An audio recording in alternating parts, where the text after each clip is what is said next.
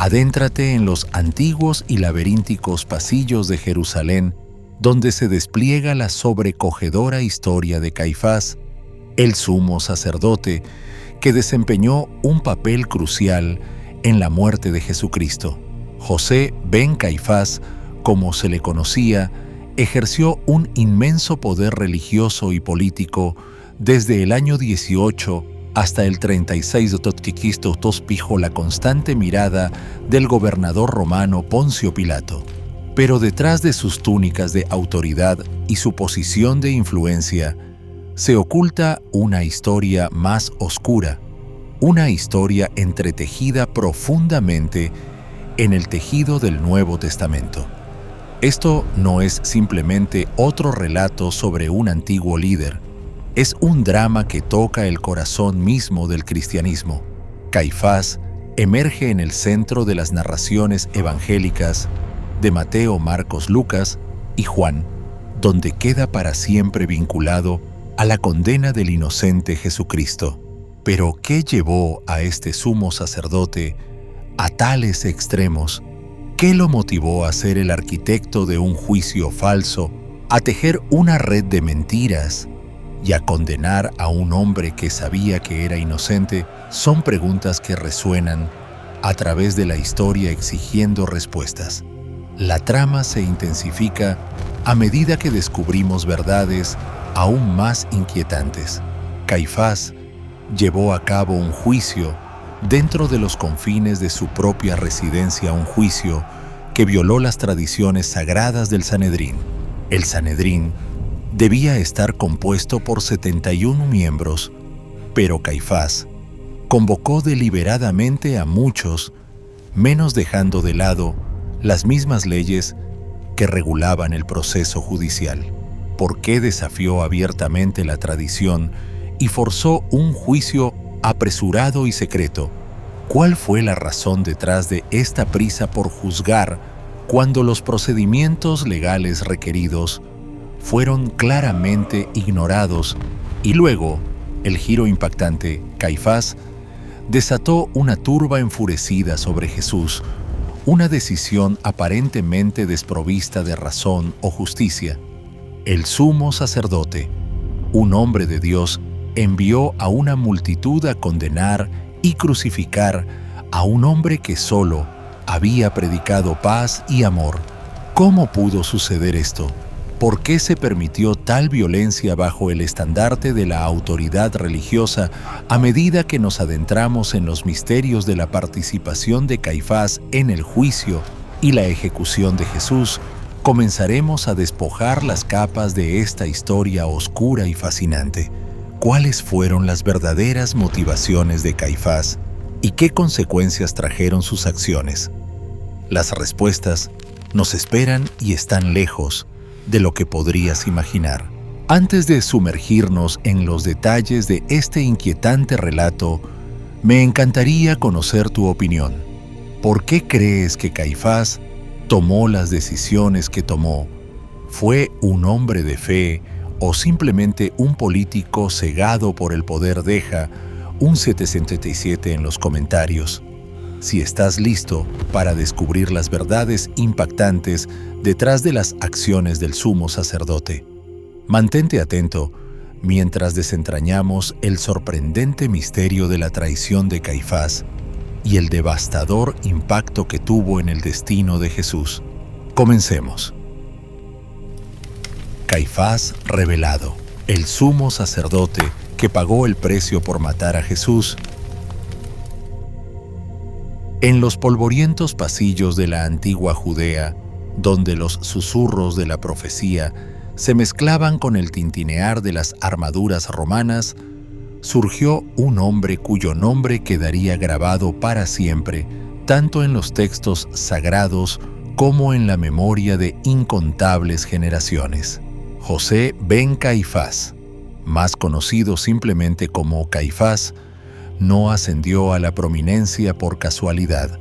Nacido alrededor del año 14 a.C., irrumpió en un mundo bajo la férrea sombra de Roma, una época en la que el destino de las naciones podía depender de una sola conversación privada sostenida tras los muros de un palacio. Cuando Caifás alcanzó la madurez judea, se había convertido en un tablero de ajedrez delicado donde los poderes competían constantemente. Puedes imaginar nacer en un mundo donde cada soplo de viento político podía derrumbar el mismo templo en el que adorabas. En este tenso escenario fue arrojado Caifás, quien finalmente ascendió al distinguido y peligroso cargo de sumo sacerdote. El historiador Josefo registra que fue en el 18º año después del nacimiento de Cristo, bajo la autoridad del prefecto romano Valerio Grato, cuando Caifás fue nombrado. El sumo sacerdote anterior, Simón ben Setlus, había sido despojado de sus vestiduras sagradas, un recordatorio claro de que incluso el liderazgo espiritual estaba sujeto a los caprichos del dominio extranjero. ¿Cómo debió sentirse Caifás al aceptar el cargo religioso más venerado de Judea, sabiendo que no provenía únicamente de la designación de Dios a través de la tradición levítica, sino del decreto de un señor romano? Se diría a sí mismo que todo era parte del misterioso plan de Dios, o sentiría el peso del compromiso presionando sobre sus hombros. La Biblia enseña que el corazón del rey está en la mano del Señor. Él lo dirige como los canales de agua a donde quiere. Proverbios 21:1. Sin embargo, uno no puede evitar preguntarse de quién era realmente la mano que guiaba el destino de Caifás en aquellos días cruciales. De manera sorprendente, el reinado de Caifás sobre el templo se extendió por casi 2 décadas, una hazaña sin igual entre los sumos sacerdotes mencionados en el Nuevo Testamento. No fue un logro menor. En un clima volátil, donde los funcionarios romanos reemplazaban rápidamente a los líderes que no servían a sus intereses, su longevidad apuntaba a una comprensión astuta tanto de la devoción judía como de las expectativas romanas. ¿Fue sabiduría, habilidad política o quizás una mezcla peligrosa de ambas lo que aseguró su dominio sobre el Sanedrín durante tanto tiempo? Imagina estar de pie en los bulliciosos patios de Jerusalén durante una de las grandes fiestas y ver a Caifás en sus espléndidas vestiduras sacerdotales. ¿Sentirías orgullo al ver a tu sumo sacerdote mantener la tradición o sospecharías de los sutiles hilos de Roma tirando del borde de su túnica? Incluso hoy seguimos enfrentando tensiones similares. ¿Dónde termina el liderazgo fiel y comienza el compromiso con el poder corrupto? La historia de Caifás nos invita a adentrarnos más profundamente en las cámaras sombrías de la alianza y la ambición, donde el deber sagrado y la maniobra política a menudo compartían la misma mesa. Pero, ¿qué exigiría finalmente este largo y calculado mandato, y hasta dónde podría llegar un hombre para mantener tanto el favor de un imperio como la apariencia de autoridad sagrada? Las respuestas se encuentran más allá del siguiente giro de esta historia, esperando desplegarse con todas sus inquietantes consecuencias. Al desentrañar este capítulo inquietante de la antigua historia, nos enfrentamos cara a cara con la pregunta apremiante que parece resonar a través del tiempo: ¿qué impulsó realmente a Caifás y al consejo de las autoridades religiosas a orquestar la muerte de Jesús de Nazaret? Bajo la superficie de intrigas judiciales y acuerdos secretos, fuerzas espirituales más profundas estaban en acción. Sin embargo, en el escenario humano, motivaciones entretejidas de miedo, orgullo y malentendido encendieron la cadena fatal de acontecimientos. Es vital recordar que el camino de Jesús hacia la cruz no fue un accidente histórico, fue un destino profetizado tejido en la misma trama de la intención divina. Mucho antes de que él caminara por los polvorientos caminos de Galilea, ya se había determinado que entregaría su vida para redimir a toda la humanidad. Aún así, saber que era algo predestinado no disminuye la tragedia de cómo se desarrolló. Imagina estar presente cuando Jesús, plenamente consciente de la agonía que le aguardaba, pronunció estas sobrecogedoras palabras registradas en Marcos 14:21.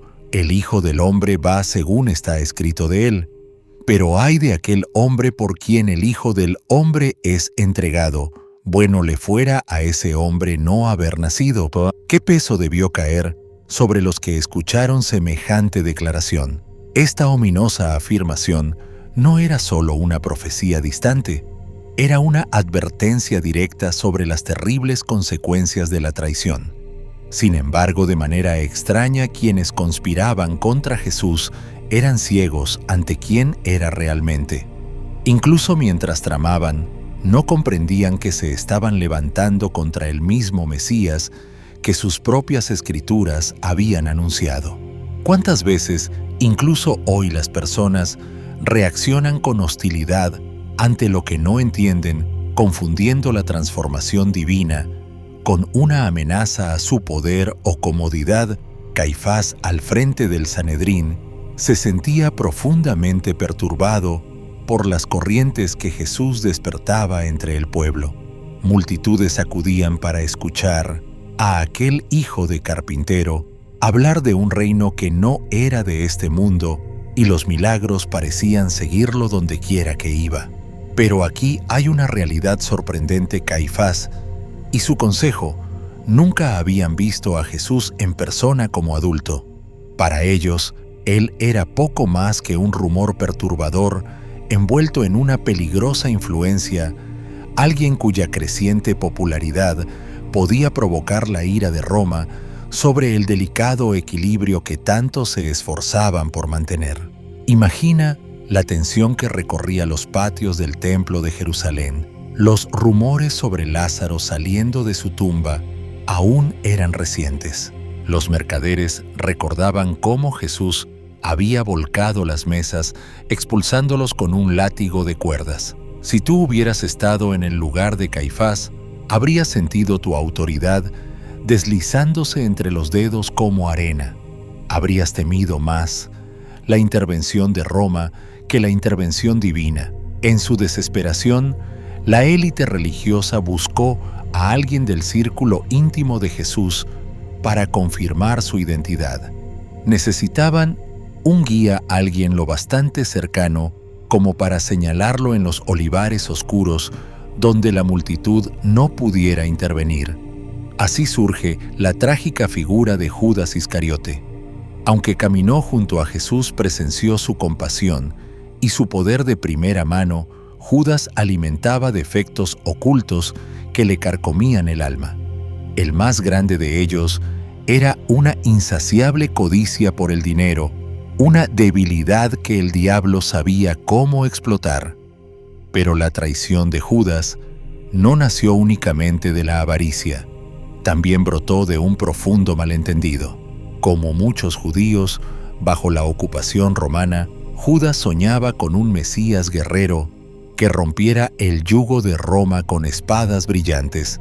Cuando Jesús dijo palabras misteriosas como «Yo soy el camino, la verdad y la vida», Judas las torció a través de su propio anhelo de rebelión. ¿Creyó acaso que forzando una confrontación provocaría el levantamiento que deseaba? ¿O fue la decepción por la negativa de Jesús a tomar el poder terrenal lo que lo llevó al borde del abismo? Cuando los agentes de Caifás se le acercaron en secreto, ofreciendo plata para asegurar su presa, las motivaciones enredadas de Judas se rompieron en traición. Con un beso tan amargo que mancharía la historia para siempre, señaló a Jesús para su arresto. ¿Puedes imaginar la punzada de ese gesto, un signo de intimidad convertido en un arma?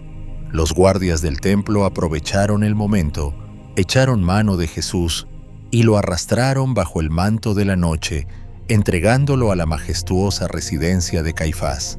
Pocos sabían que no estaban arrestando simplemente a un maestro galileo, estaban poniendo en marcha el clímax de una historia cósmica de redención que resonaría por toda la eternidad. Y así el escenario quedó preparado. Las antorchas se desvanecieron en el patio, los discípulos se dispersaron y los pasillos de la casa de Caifás se llenaron de pasos apresurados y acusaciones susurradas. Lo que se desarrollaría tras esos muros no solo alteraría el destino de los presentes, sino que enviaría ondas a través del tiempo, alcanzando incluso a nosotros que leemos y reflexionamos milenios después. ¿Quién podría haber previsto cuán lejos llegarían las consecuencias de aquellas decisiones secretas? Imagina por un momento las calles de Jerusalén envueltas en el silencio de la noche, linternas parpadeando en las puertas, mientras las familias se preparaban para la sagrada Pascua. Era un tiempo destinado a la celebración solemne, a recordar la poderosa liberación de Egipto, no a convocar juicios secretos. Sin embargo, en un sorprendente quiebre con toda costumbre esperada. Jesús, recién apresado por los guardias del templo, en el huerto de Getsemaní, no fue llevado al recinto habitual del templo, donde los prisioneros esperaban la reunión formal del Sanedrín. Esto fue sumamente irregular. Según toda la tradición legal judía, un hombre acusado de un crimen religioso debía ser retenido allí hasta que se pudiera convocar al consejo completo de 71 ancianos para deliberar. Incluso después de la resurrección de Jesús, este protocolo se respetaba para sus seguidores. Considera cómo Pedro y Juan, según Hechos 4:3, fueron arrestados y retenidos hasta el día siguiente para que el Sanedrín pudiera reunirse. Más tarde, en Hechos 5, los apóstoles enfrentaron un trato similar. ¿No resulta intrigante que los mismos líderes que aplicaron esta práctica con otros decidieran ignorarla por completo en el caso de Jesús? En cambio, bajo el amparo de la oscuridad, los guardias condujeron a Jesús directamente a la residencia privada de José Caifás. ¿Puedes imaginar la silenciosa procesión recorriendo las estrechas calles, las antorchas proyectando largas sombras sobre los muros de piedra, el eco de los pasos apresurados?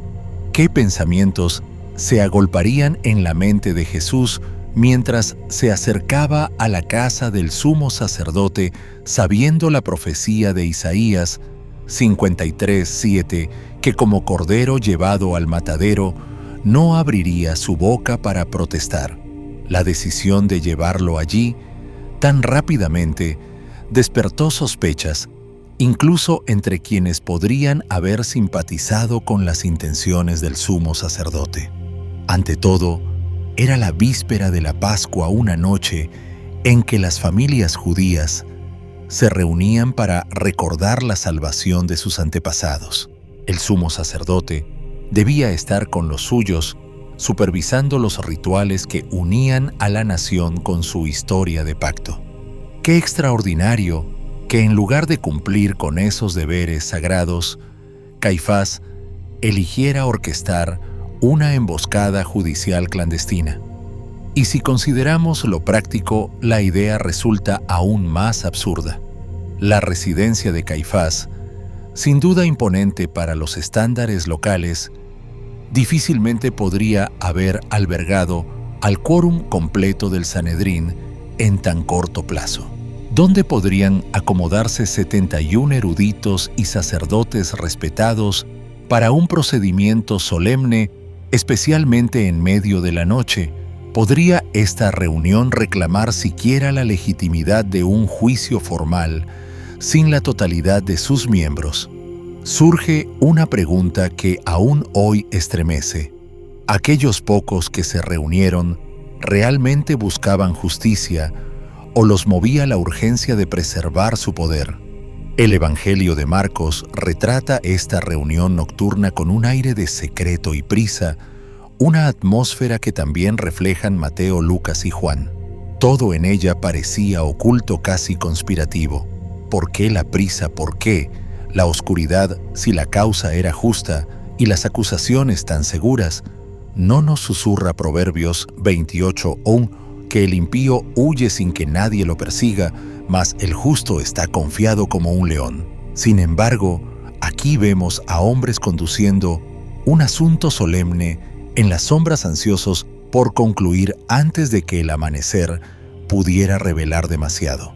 Añadiendo más hilos a esta red de intriga, Juan nos dice que antes de que Jesús llegara, siquiera ante Caifás, fue llevado ante Anás. Anás, el poderoso patriarca de la dinastía sacerdotal y suegro de Caifás, había sido sumo sacerdote él mismo, y aunque ya no ocupaba oficialmente el cargo, su influencia sobre los asuntos del templo seguía siendo enorme. En Juan 18, 13, 24, vislumbramos ese interrogatorio preliminar, un intento discreto, casi inquisitivo, de Anás por evaluar a aquel rabino controvertido que amenazaba con trastocar el equilibrio de su autoridad cuidadosamente construida. Puedes imaginarte en ese patio, acercándote para ver conteniendo la respiración, mientras Jesús era llevado entre esas dos imponentes figuras del poder judío. ¿Sentirías la pesada mano del destino obrando o lo percibirías simplemente como otro cruel juego de la política, así dejando de lado las convenciones rituales? Jesús quedó solo, bajo la luz temblorosa de las lámparas, rodeado de hombres revestidos que parecían decididos a actuar con rapidez, lejos de la mirada pública y de los controles de la antigua tradición.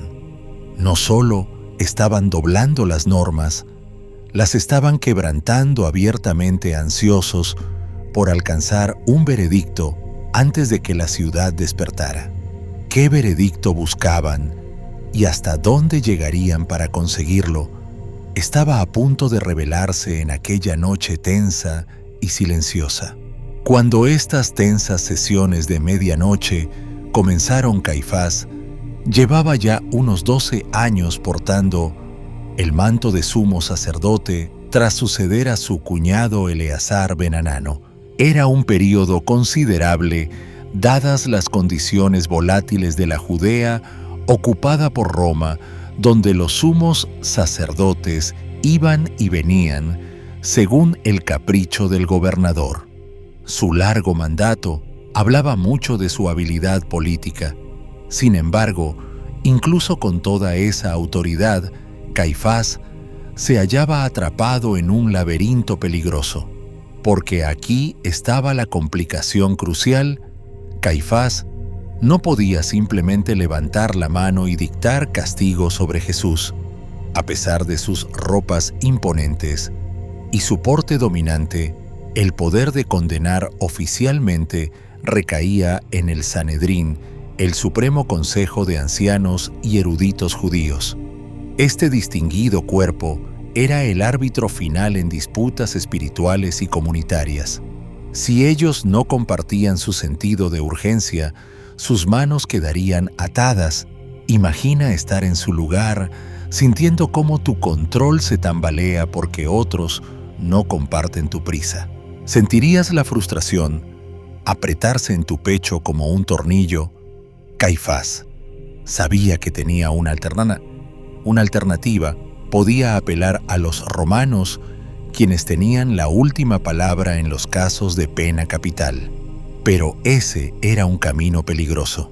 Históricamente, el Sanedrín defendía ferozmente su autonomía judicial.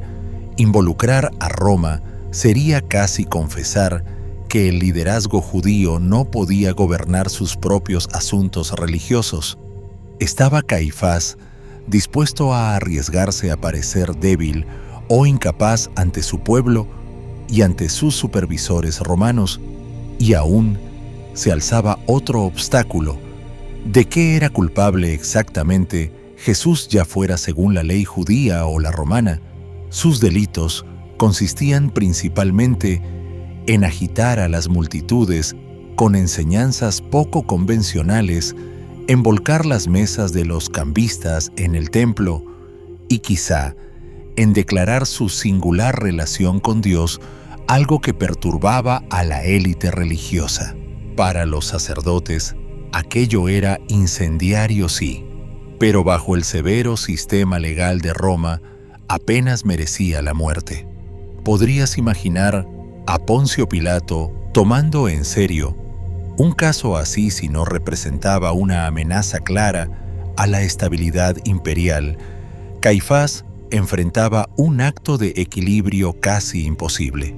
Debía conseguir el apoyo del Sanedrín o arriesgarse a parecer dividido ante el prefecto romano, lo que podría provocar una supervisión aún más opresiva. Y al mismo tiempo, tenía que construir un caso lo bastante grave como para justificar la pena más extrema. Cuando las audiencias en la casa de Caifás finalmente comenzaron, según narra de manera tan vívida el Evangelio de Marcos, los acontecimientos se desmoronaron rápidamente. La audiencia debía ser rápida, una condena limpia y decisiva, pero los testimonios de los testigos se derrumbaron casi de inmediato. Uno tras otro se adelantaron, pero sus versiones divergían y debilitaban las acusaciones. Uno dijo: «Le oímos decir, destruiré este templo hecho por manos, y en 3 días edificaré otro no hecho por manos». Marcos 14:58. En apariencia, estas palabras sonaban amenazantes, pero eran realmente únicas o criminales. Los profetas hebreos habían anunciado desde hacía siglos advertencias semejantes sobre el destino del templo. Jeremías, mucho antes, había hablado de su destrucción, ganándose el desprecio y el arresto. ¿Por qué debían tratarse las palabras de Jesús de modo distinto? Podría ser que en su desesperación por condenar Caifás y su círculo, se aferraran a advertencias familiares de su propia tradición sagrada, torciéndolas hasta convertirlas en motivo de acusación. ¿Cuántas veces hoy se toman fragmentos de palabras o creencias para condenar lo que no se comprende del todo, simplemente porque amenaza el frágil orden al que nos aferramos?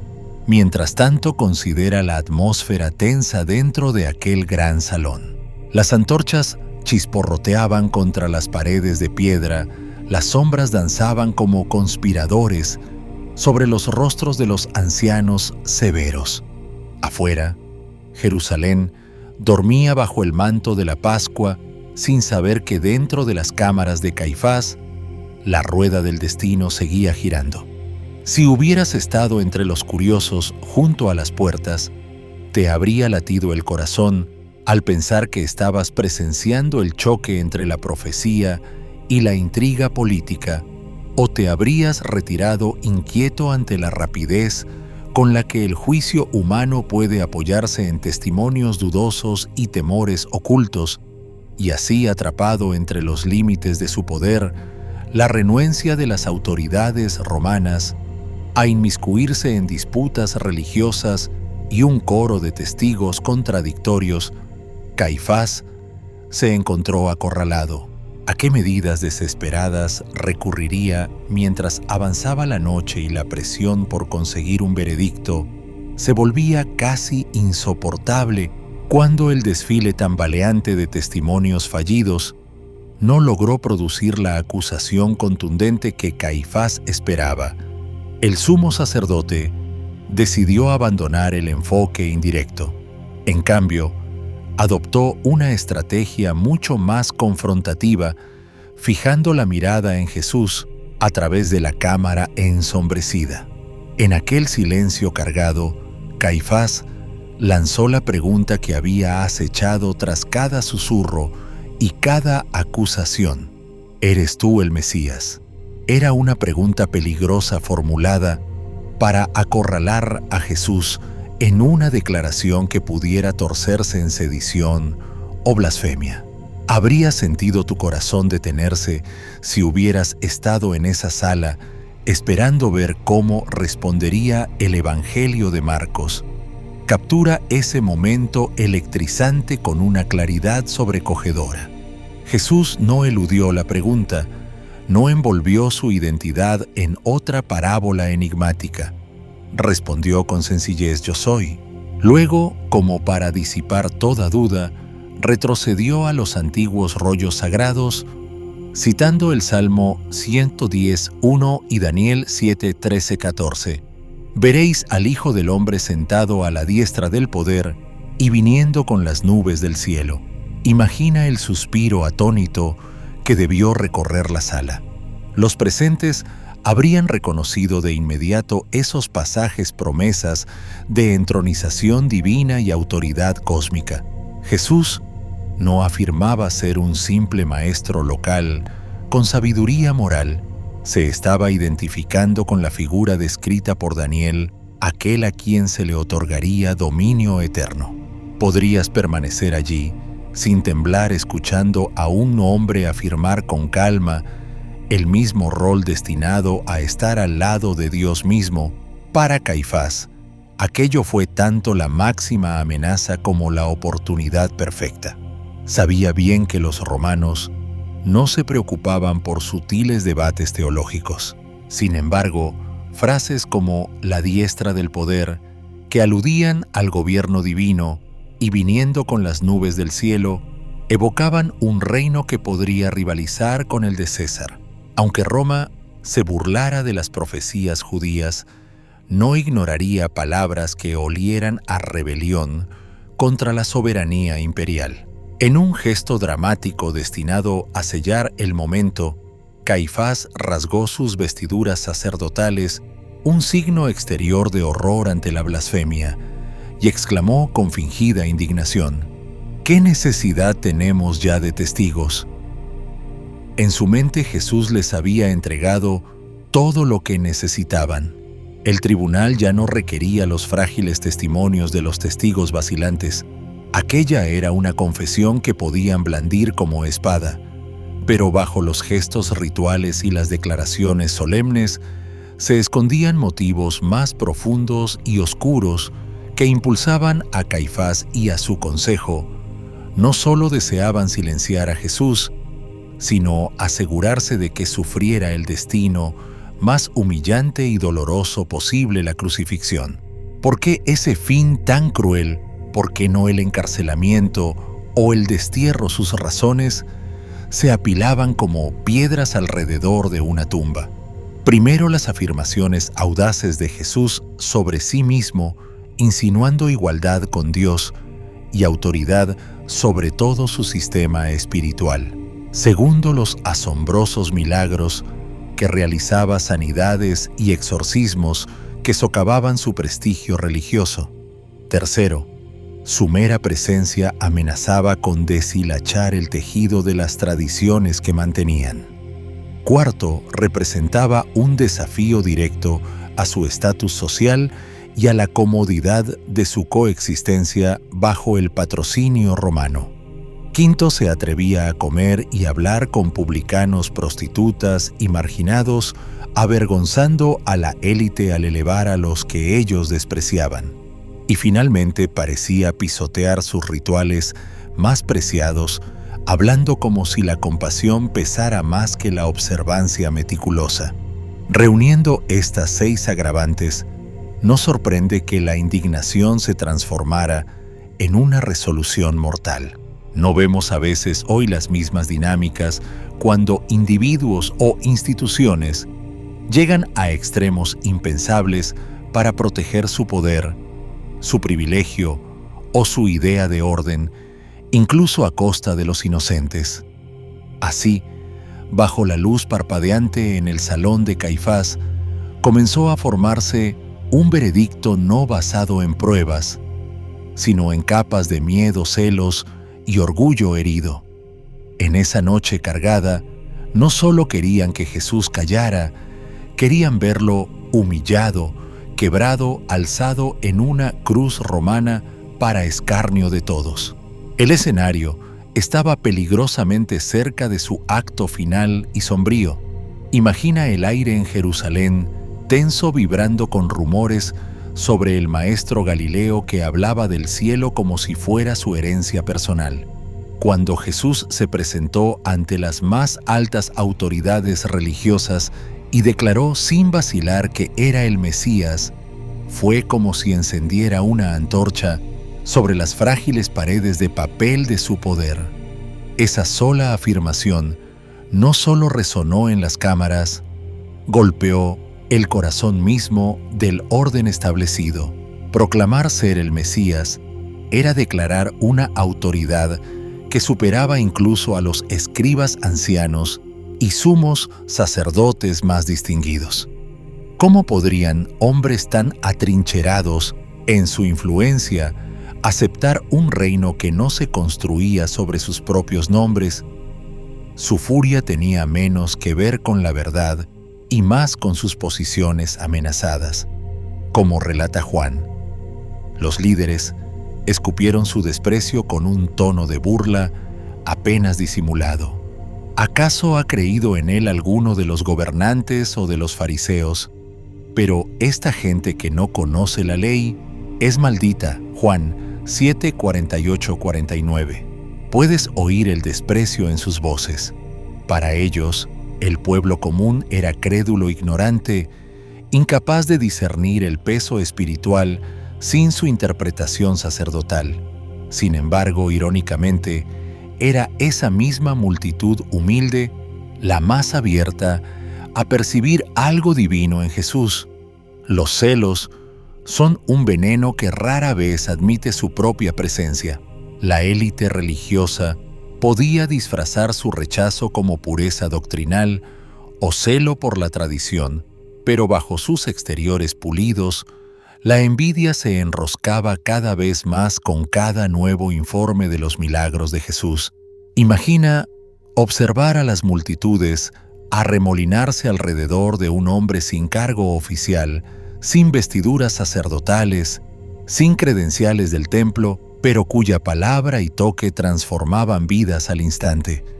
¿No sentirías tu autoridad cultivada por años escaparse entre tus dedos como arena? La tensión se afiló como una hoja cuando los hechos de Jesús respaldaron sus afirmaciones. Un día se encontró con un hombre tan afligido que la mayoría apartaba la vista, ciego, mudo y poseído por demonios. Ante la multitud reunida, Jesús expulsó la oscuridad, devolvió el habla al hombre y le abrió los ojos. La reacción fue eléctrica. ¿Será este el hijo de David, el Mesías? Muchos se maravillaron, su asombro impregnado del peligroso aroma de la expectativa mesiánica. Mateo 12:23. Aquello fue demasiado para los fariseos.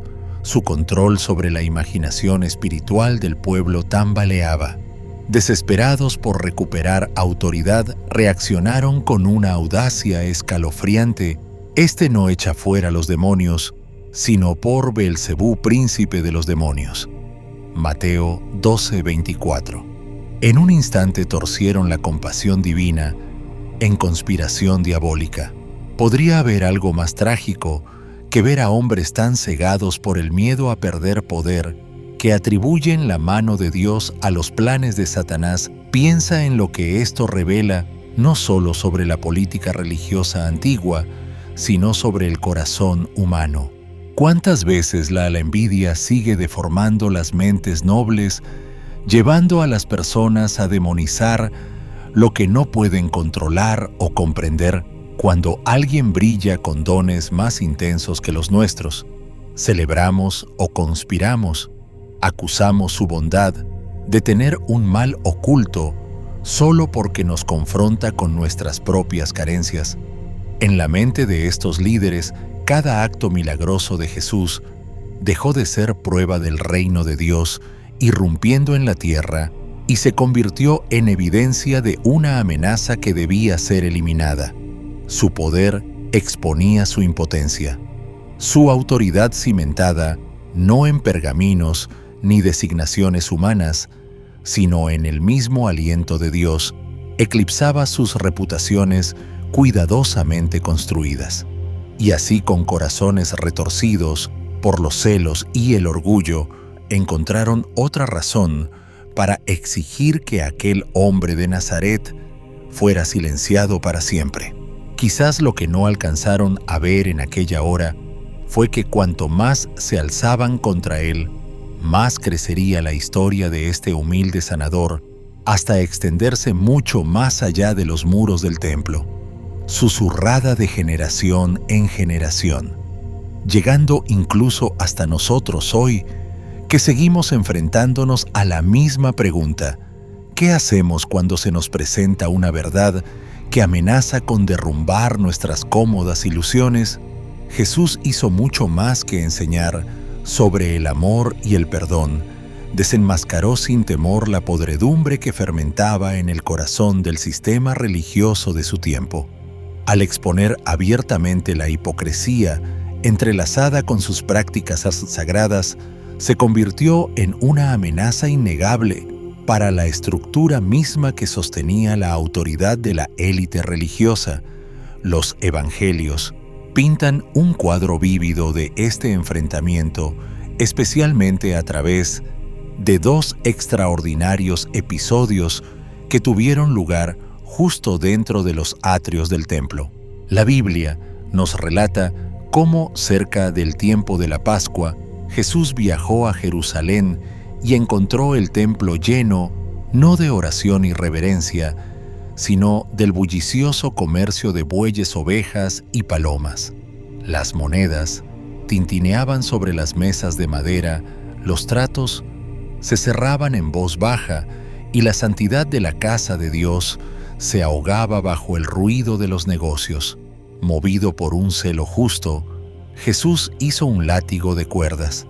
Puedes imaginar el asombro mientras recorría aquellos atrios, expulsando a mercaderes y animales por igual, haciendo volar montones de plata sobre las losas pulidas.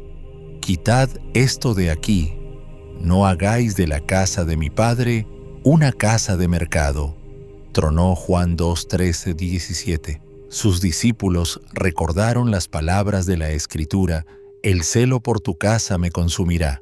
¿Qué habrías sentido tú estando allí? ¿Admiración, confusión o quizá un tembloroso sentido de que el cielo mismo acababa de irrumpir sobre la corrupción terrenal? Estas acciones hirieron el núcleo mismo de la autoridad de los líderes. Durante años habían permitido, incluso se habían beneficiado de la fusión entre culto y comercio. Al purificar los atrios del templo, Jesús no solo desafió su credibilidad espiritual, sino que interrumpió la fuente financiera que sostenía su institución. ¿Cómo no iba su resentimiento a convertirse en algo más oscuro? Pero la amenaza que Jesús representaba no se limitaba a la hipocresía religiosa. Todo el ambiente político de Judea estaba cargado de una tensión peligrosa. El férreo control de Roma pesaba sobre la tierra, generando resentimiento y alimentando sueños de liberación entre el pueblo judío. En tal clima, el mismo concepto de un Mesías era volátil. La mayoría imaginaba un poderoso libertador, un rey guerrero que reuniría a las masas, derrocaría a los opresores extranjeros y restauraría la soberanía de Israel. Sus esperanzas ardían con visiones de rebelión, pero Jesús desbarató esas expectativas militantes.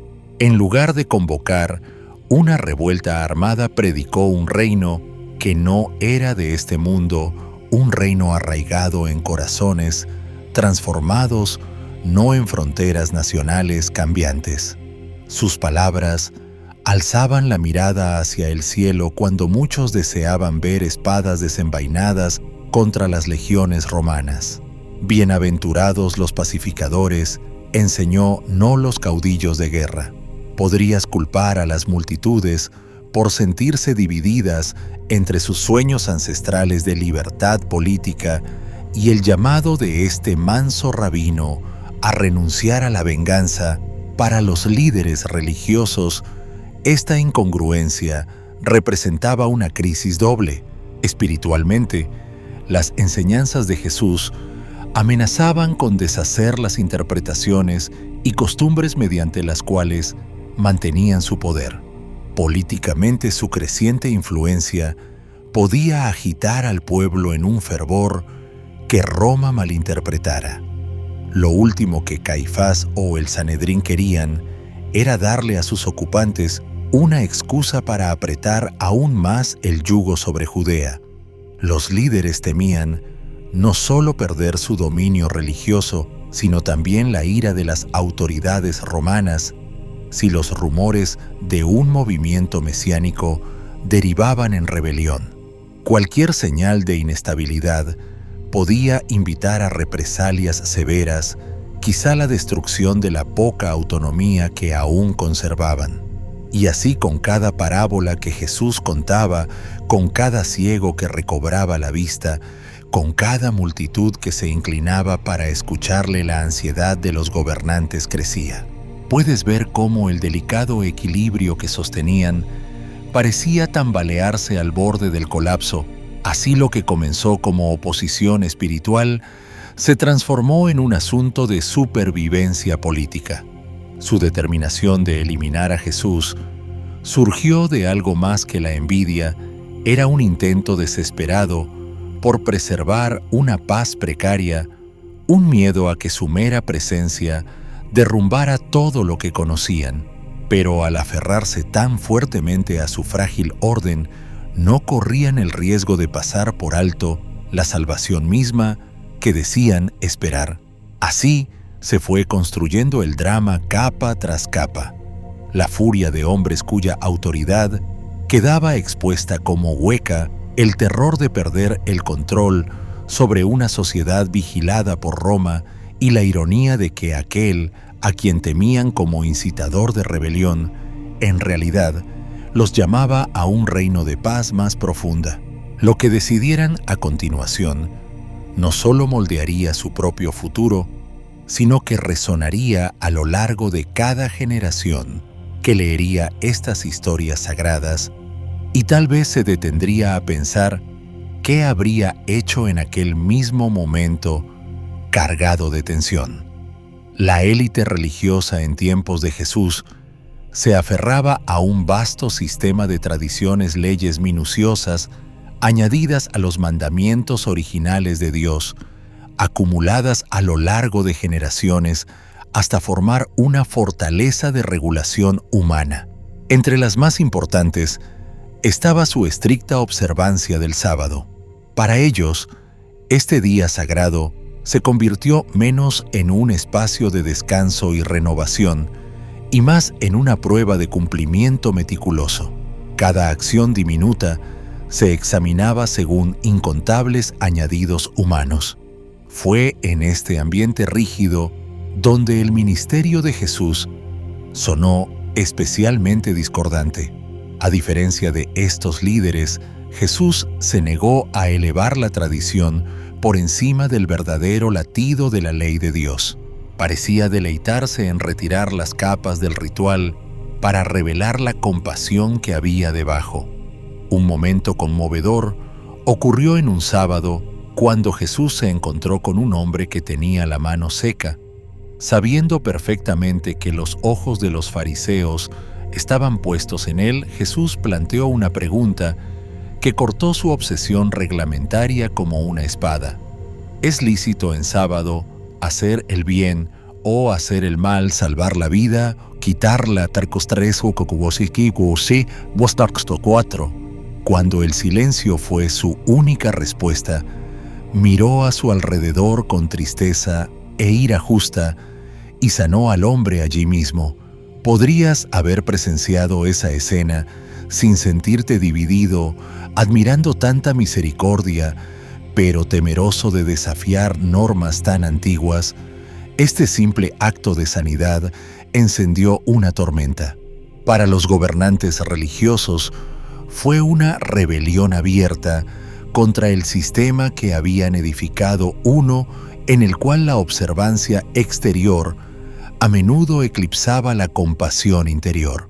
Al escoger la necesidad humana por encima de los códigos rígidos, Jesús reveló una verdad profunda: las prioridades de Dios jamás están confinadas por las reglas estrechas de los hombres, y eso los hirió en lo más hondo. Pero los desafíos de Jesús no terminaron allí. En otra ocasión pronunció palabras que sacudieron los cimientos mismos de su identidad religiosa: «Destruid este templo, y en 3 días lo levantaré». Juan 2:19. Aunque hablaba de su cuerpo, el verdadero templo que sería resucitado, los líderes solo oyeron una amenaza contra su amado santuario de piedra. El templo era mucho más que un lugar de culto. Representaba siglos de herencia judía, el corazón del sacrificio y del ritual, el sello visible de su pacto con Dios. Sugerir que podría caer y que Él solo podría reconstruirlo en 3 días era atacar las raíces mismas de su autoridad y su orgullo. ¿Cuántos en esa multitud se habrán susurrado entre sí? ¿Quién se cree que es una y otra vez la negativa de Jesús a someterse a sus tradiciones, especialmente las relacionadas con el sábado, dejó al descubierto la vaciedad de su liderazgo espiritual? Su compasión desnudó su legalismo. Sus declaraciones audaces revelaron cuánto veneraban su propio poder más que al Dios viviente. No se trataba solo de un desacuerdo teológico. Era una amenaza directa a todo sobre lo que habían construido sus vidas. Cada vez que hablaba o actuaba, su cómodo orden temblaba. Así fue que después de que Jesús fue arrestado y llevado ante Caifás para ser interrogado, el asunto alcanzó un punto decisivo. Cuando Caifás, con la esperanza calculada de que Jesús se incriminara a sí mismo, le preguntó sin rodeos: «¿Eres tú el Mesías?». Jesús respondió con una claridad inquebrantable: «Yo soy». En ese instante toda la incomodidad, la envidia y la indignación que hervían en aquellos líderes hallaron su justificación. Ahora podían afirmar que estaban protegiendo su fe y sus tradiciones de la blasfemia. Ahora tenían lo que necesitaban. Y así Caifás y los que estaban con él, satisfechos de que las propias palabras de Jesús les ofrecieran el pretexto que buscaban, resolvieron avanzar. Llevarían el caso, más allá de su autoridad, directamente al gobernador romano Pilato. Para ellos, no se trataba solo de silenciar a un rabino problemático, se trataba de preservar su dominio, proteger sus sistemas sagrados y mantener la frágil paz bajo la mirada vigilante de Roma. Mientras las antorchas se encendían y se trazaban los planes para escoltar a Jesús al asiento imperial del juicio, uno no puede evitar preguntarse: ¿alguno de ellos se detuvo a pensar si estaban condenando no a un hereje, sino al cumplimiento mismo de las profecías que afirmaban venerar? ¿O el miedo y la ambición ahogaron el último eco de la conciencia?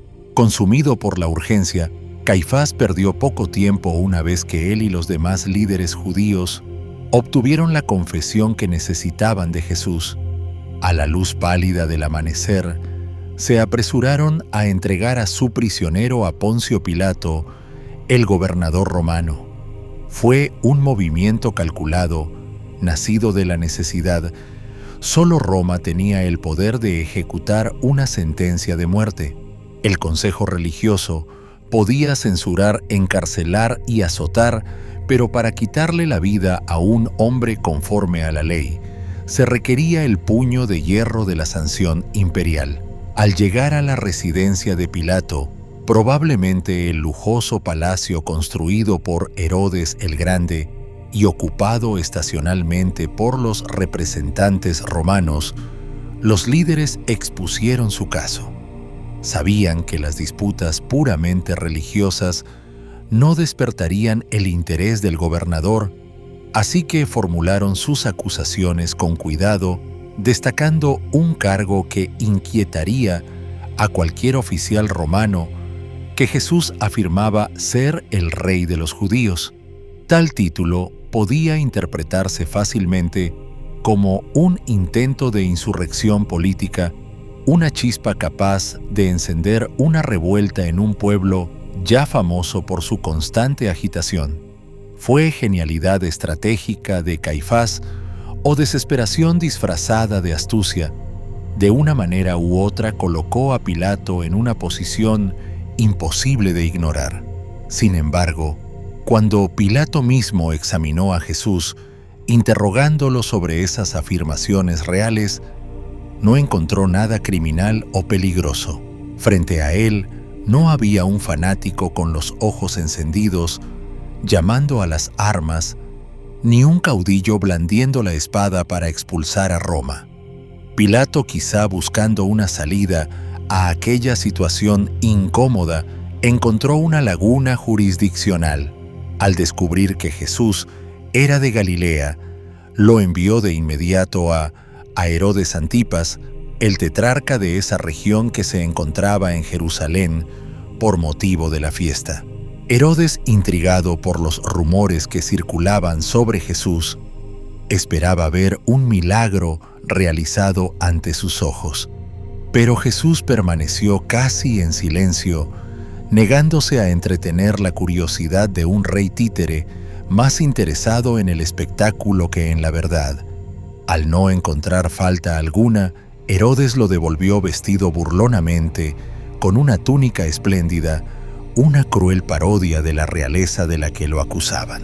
Cuando Jesús volvió a presentarse ante Pilato, el gobernador romano sintió el peso de presiones contrapuestas. Por un lado, no había evidencia tangible que justificara una ejecución, y menos una crucifixión, castigo reservado para los peores criminales o rebeldes contra el imperio. Por otro lado, una multitud inquieta comenzaba a reunirse, su fervor avivado por los sumos sacerdotes. ¿Podía Pilato arriesgarse a provocar un motín en una provincia ya famosa por sus estallidos de violencia? Fue la supervivencia política lo que finalmente inclinó su juicio, o una mezcla incómoda de cobardía y pragmatismo cansado. Pilato intentó una vez más eludir la responsabilidad. Ofreció lo que consideró un compromiso razonable. Cada año durante la Pascua era costumbre liberar a un prisionero como gesto de buena voluntad hacia la población local, colocando ante ellos a Jesús, el maestro manso, ahora golpeado y atado, y a Barrabás, un rebelde y asesino notorio. Pilato preguntó cuál debía ser liberado. Quizá esperaba que la compasión o la lógica prevalecieran, pero los sumos sacerdotes se movieron entre la gente susurrando, persuadiendo, encendiendo viejos temores. Puedes imaginarte allí, mientras la multitud rugía, Barrabás. Alguien titubeó, sintiendo en el pecho la náusea de que algo sagrado estaba siendo pisoteado, y luego, más fuerte aún, el grito escalofriante, «¡Crucifícalo!». Al ver que no podía apaciguar a la multitud, Pilato realizó un acto simbólico que resonaría a través de la historia. Llamó por agua y se lavó las manos ante todos, declarando que era inocente de la sangre de aquel hombre. Pero ¿podía el agua realmente limpiar la culpa de una conciencia? ¿Cuántas veces hoy las personas realizan gestos vacíos para tranquilizarse mientras permiten que la injusticia avance sin oposición a regañadientes? Pilato entregó a Jesús. Los soldados romanos lo llevaron a sufrir la dolorosa procesión por las sinuosas calles de Jerusalén hasta el Gólgota, el lugar de la calavera. Allí lo clavaron en una cruz de madera entre dos criminales levantándolo en alto para que todos contemplaran aquel espectáculo sombrío. Con el paso de las horas, la oscuridad cubrió la tierra, un velo inquietante que reflejaba el horror que se desarrollaba abajo. En esos momentos finales, la voz de Jesús se elevó por encima de los murmullos de los espectadores y las burlas de sus verdugos. Padre, en tus manos encomiendo mi espíritu. Lucas 23:46. Luego, con un último aliento, la respiración que había dado vida al mundo quedó en silencio. La tierra misma pareció estremecerse como si la creación reconociera la magnitud de lo ocurrido. Esto no fue simplemente el trágico final de un hombre bueno. En esta brutal crucifixión residía el corazón mismo de la fe cristiana, un sacrificio redentor ofrecido para que los pecados fueran perdonados y la humanidad rota fuera reconciliada con su Creador. Por eso los cristianos de todo el mundo conmemoran el Viernes Santo con solemne reverencia, lamentando el costo de la gracia para levantarse días después en la jubilosa celebración de la Pascua, cuando el poder de la muerte fue destruido para siempre. Y así esta historia, a la vez desgarradora y maravillosa, sigue invitando a todos los que la escuchan a detenerse y reflexionar. Si hubieras estado entre aquella multitud o dentro de los mármoles del palacio de Pilato o al pie de aquella cruz manchada de sangre, ¿qué habrías elegido tú? La Biblia no nos da un conteo preciso de los días que transcurrieron desde el momento en que Jesús fue arrestado por los fariseos hasta la hora en que entregó su espíritu en la cruz. Deja la secuencia suspendida en un tapiz de narraciones vívidas, pero condensadas, obligándonos a reconstruir la cronología de los evangelios como buscadores devotos que siguen huellas sagradas sobre antiguos adoquines. A partir del testimonio conjunto de Mateo, Marcos, Lucas y Juan, la mayoría de las tradiciones cristianas concluyen que Jesús fue arrestado bajo el manto de la noche, en lo que hoy se conoce como Jueves Santo. Solo unas horas antes se había reunido con sus discípulos en un aposento alto compartiendo pan y vino, pronunciando palabras que aún resuenan en las iglesias del mundo: esto es mi cuerpo, que por vosotros es dado. Esta copa es el nuevo pacto en mi sangre. Lucas 22, 19, 20. Imagina estar allí, sin saber cuán cerca acechaba la oscuridad, escuchando promesas misteriosas, sin comprender cuán literalmente se cumplirían en una sola revolución del sol. Esa misma noche, en los olivares sombríos de Getsemaní, Jesús derramó su angustia en oración, sudando gotas de sangre bajo el peso de lo que se avecinaba. Luego vino el estrépito de espadas y el beso del traidor. Desde allí, los acontecimientos se precipitaron: el arresto, los juicios apresurados ante Anás y Caifás, luego ante Pilato y Herodes, los gritos de la multitud pidiendo a Barrabás en su lugar, y para el viernes por la tarde, la larga ascensión al Gólgota. En esta secuencia comprimida, casi un solo día transcurrió entre la traición y la crucifixión. ¿Alguna vez has pensado cuán rápido puede oscilar el corazón humano de la celebración a la condena de agitar ramas de palma, a levantar puños, clamando por una ejecución, y aún así esta línea de tiempo está envuelta en misterio? Las diferentes tradiciones cristianas a veces interpretan el desarrollo de esas horas desde perspectivas teológicas distintas, reflejando maneras diversas de armonizar los relatos evangélicos. Algunas enfatizan el paralelismo simbólico con el Cordero Pascual, subrayando cómo la muerte de Jesús cumplió perfectamente la fiesta que acababa de celebrar con sus discípulos.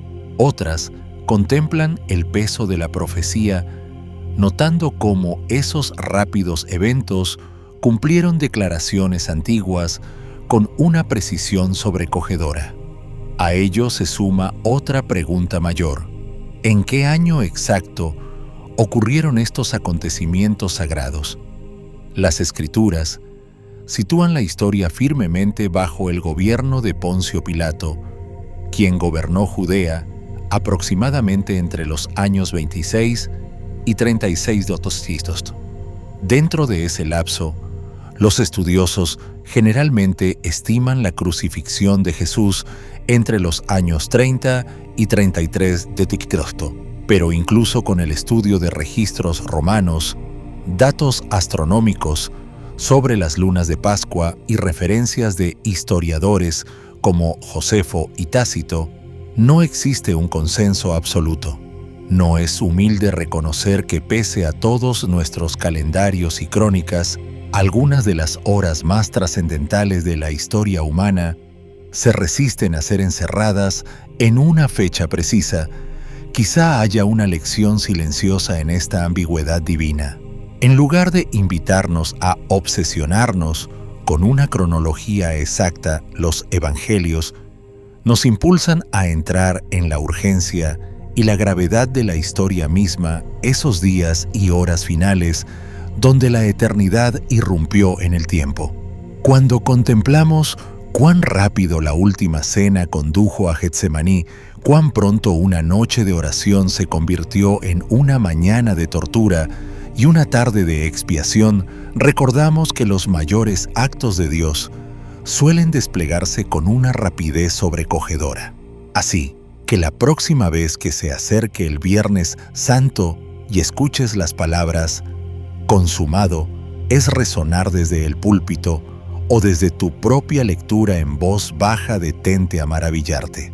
¿Cómo pudo tanto peso eterno comprimirse en tan corto lapso, menos de 24 horas, desde el beso de la traición hasta el último aliento? ¿Qué revela eso sobre la urgencia de la redención y la tierna pero imparable determinación de Dios por recuperar a la humanidad? Y ahora llegamos a una pregunta inquietante que flota como una sombra sobre el escenario de la historia. ¿Qué fue de Caifás después de la crucifixión de Jesús, cuando los rumores de la resurrección comenzaron a esparcirse por las estrechas calles de Jerusalén? Los evangelios solo nos ofrecen destellos, pero bastan para trazar el retrato de un sumo sacerdote desesperado por controlar un relato que se escapaba de sus manos.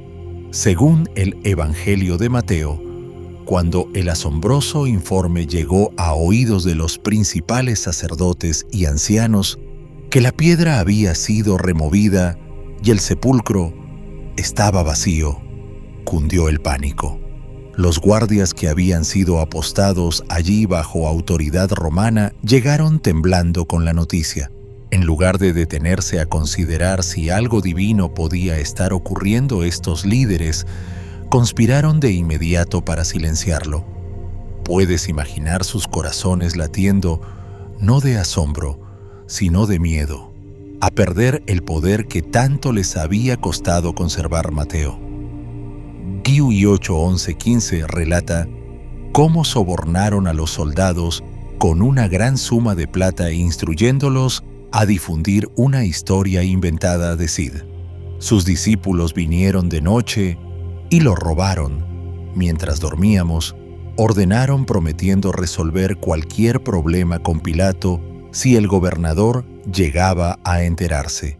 Así tejieron una mentira para intentar sofocar el milagro más asombroso jamás susurrado en la tierra, que la muerte misma había sido vencida, que Jesús había resucitado tal como había prometido. ¿No es sobrecogedor ver cuán decidido puede estar el corazón humano a aferrarse al engaño cuando la verdad amenaza con destruir sus certezas? Pero la historia no se detuvo para Caifás. Con el paso de los años, las mareas del favor político cambiaron. Aunque las razones precisas permanecen oscuras en los registros que sobreviven, Se sabe que finalmente Caifás fue despojado de sus vestiduras sacerdotales por Lucio Vitelio, el viejo legado romano de Siria. Algunos historiadores sugieren que fue parte del constante reajuste de autoridades locales por parte de Roma para mantener a raya a los líderes ambiciosos. Otros insinúan que las tensiones provocadas por el movimiento cristiano naciente pudieron debilitar su posición. Sea como fuere, el hombre que una vez juzgó al Hijo de Dios terminó siendo removido del mismo trono de poder que había luchado tan ferozmente por proteger. ¿Qué debió pasar por la mente de Caifás en sus últimos días? Llegaron a sus oídos los rumores de que los seguidores de Jesús se extendían como fuego por el Mediterráneo, proclamando valientemente no solo a un Maestro crucificado, sino a un Salvador resucitado que estaba cambiando el mundo. Siglos después, el poeta italiano Dante Alighieri inmortalizaría a Caifás en su infierno, arrojándolo al octavo círculo reservado para los hipócritas. Allí, según la visión de Dante, Caifás yace crucificado en el suelo, condenado a soportar el peso de las almas que pasan sobre él por toda la eternidad, una justicia poética sombría para quien condenó a otro a ser levantado en una cruz. Por supuesto, esto es literatura, no escritura, pero provoca imaginar cómo los juicios terrenales pueden resonar en la eternidad. Quizá la mayor lección no esté solo en el destino de Caifás, sino en lo que revela sobre los peligros de resistirse a la verdad cuando se presenta frente a nosotros.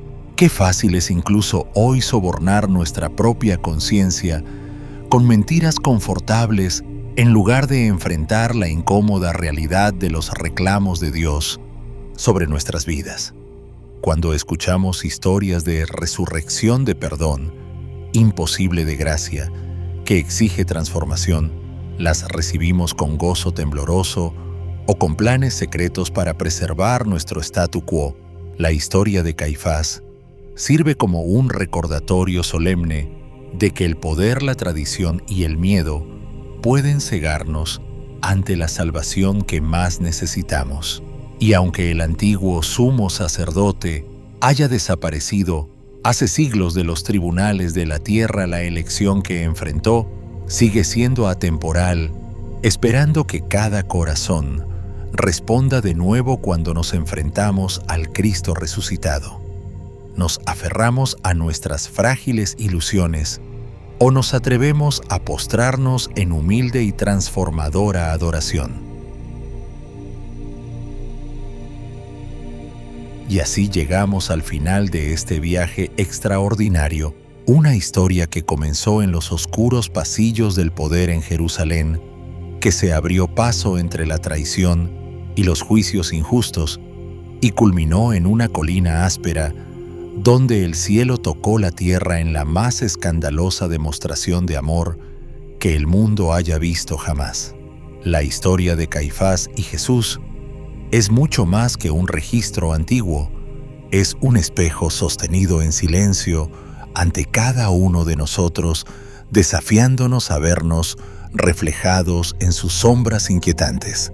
Porque cuando se despojan los siglos, las túnicas y los estandartes romanos, se encuentran corazones humanos no tan distintos de los nuestros hoy. Como Caifás, ¿cuántas veces nos aferramos a las estructuras que hemos construido con tanto cuidado, nuestro orgullo, nuestros planes, nuestros miedos a perder el control tan fuertemente que no reconocemos la voz de Dios cuando está justo frente a nosotros? Qué fácil es silenciar las verdades incómodas, elegir la mentira más segura simplemente porque nos permite mantener la ilusión de que somos nosotros quienes mandamos. Sin embargo, entretejida en esta narrativa está también la sobrecogedora gracia de Dios, un Dios dispuesto a soportar la traición, la burla y la crueldad de una cruz para abrirnos un camino de regreso a Él. El sacrificio de Jesús no fue solo un momento en la historia, fue la eternidad irrumpiendo en el tiempo, ofreciéndonos perdón, esperanza y un amor tan implacable que ningún sepulcro pudo sellarlo. Para mí eso es lo que hace que esta historia resuene tan profundamente.